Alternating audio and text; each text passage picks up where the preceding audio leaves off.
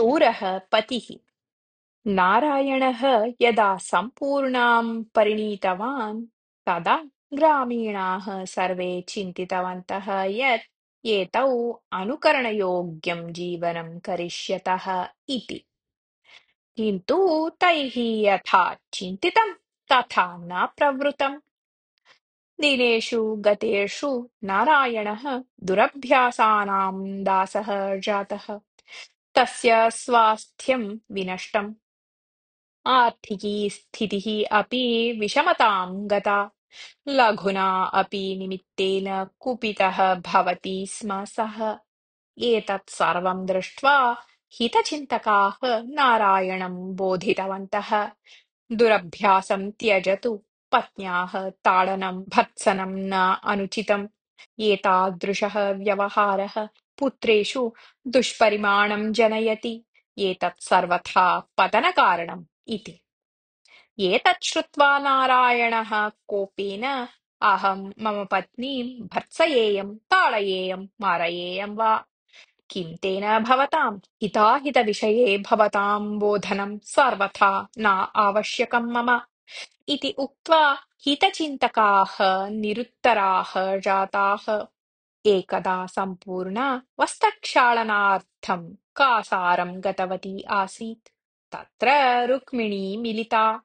सा परोपकारशीला विवेकिनी, गृहस्थ्यः समस्यानां परिहारे सिद्धहस्ता च। सम्पूर्णा तां स्वसमस्यां निवेदितवती। तत् श्रुत्वा रुक्मिणी अवदत्, भवत्याः पत्युः व्यवहारविषये अन्येषां मुखतः अपि मया बहुधा श्रुतम्। पत्युः ताडनप्रवृत्तिः निवारणीया चेत् भवत्या किञ्चित् साहाय्यं करणीयम्। तत् भवत्याः स्वभावविरुद्धं स्यात् कदाचित्, तथापि अनिवार्यं तत्। पातिव्रत्यं प्रमुखं भावयन्ती भवती सर्वम् अपि मौनेन सहेत् चेत् आजीवनं रोदनं करणीयं भवेत् इति। एतावत् उक्त्वा रुक्मिणी सूचितवती यत् सम्पूर्णया किं करणीयम् इति। रुक्मिण्याः वचनं श्रुत्वा भीतिमिश्रितेन स्वरेण उक्तवती सम्पूर्णा, भगिनी, भवत्याः कथनं युक्तं स्यात्, तथापि मम तु भाति यत् एतत् कर्तुं मया सर्वथा न शक्यते इति। एतस्मात् अपि मातृगृहं प्रति गमनम् एव वरं स्यात् इति। अविवेकिनी, दिग्भवतीं, सर्वदा शाश्वतपरिहारः चिन्तनीयः, न तु तात्कालिकः। भवत्याः मातृगृहस्य स्थितिं किम् अहं न जानामि।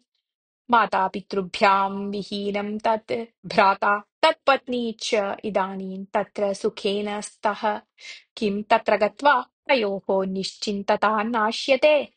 तयोः भारं वर्धयितुम् इच्छति भवती, तथा कदापि न करणीयं भवत्या इति उक्त्वा वस्तुस्थितिम् अवगम्य सम्पूर्णायां धैर्यं पूरितवती रुक्मिणी।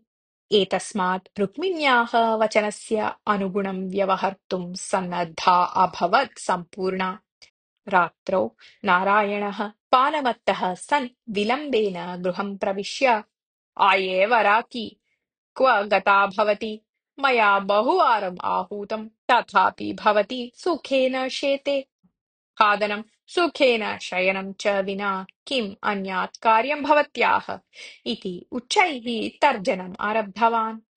तथापि सम्पूर्णा उत्थाय न आगता। ततः नारायणस्य कोपः नितरां प्रवृद्धः। सः कोणस्थम् एकं दण्डं गृहीत्वा क्रोधेन शयनप्रकोष्ठं प्रविष्टवान्। अत्रान्तरे चण्डरूपं प्राप्तवती सम्पूर्णा। मया पुनः पुनः बोध्यमानः अपि भवान् अद्यापि सुरां पीत्वा गतः। मम सहना अद्य समाप्ता। स्वयं पातगत्ते पतन् भवान् परिवारसुखं नाशयित्वा बालानां भविष्यम् अपि नाशयन् अस्ति। अद्य एषाहं भवतः दुष्प्रवृत्तिं दूरीकरिष्यामि इति वदन्ती नारायणस्य हस्ते स्थितं दण्डं बलात् आकृष्य तेनैव तं प्रहर्तुम् उद्युक्ता अभवत्। नारायणः द्वित्रान् प्रहारान् प्राप्य मञ्चस्य अधः गत्वा उपविष्टवान्। तथापि सम्पूर्णा तं प्रहृतवती।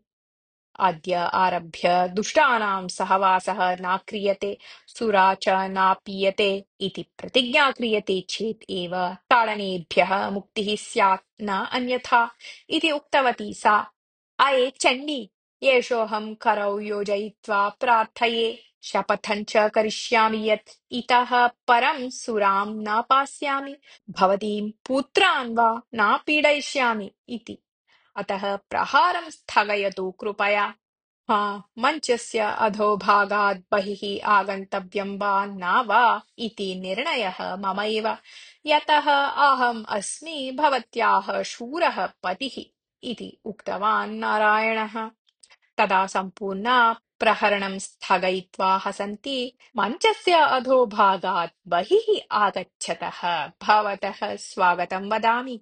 वस्तुतः भवान् शूरः एव, यतः शूरात् अन्यः सुरापिशाचीतः आत्मनः विमोचनं साधयितुं नार्हति इति उक्तवती। कथा समाप्ता।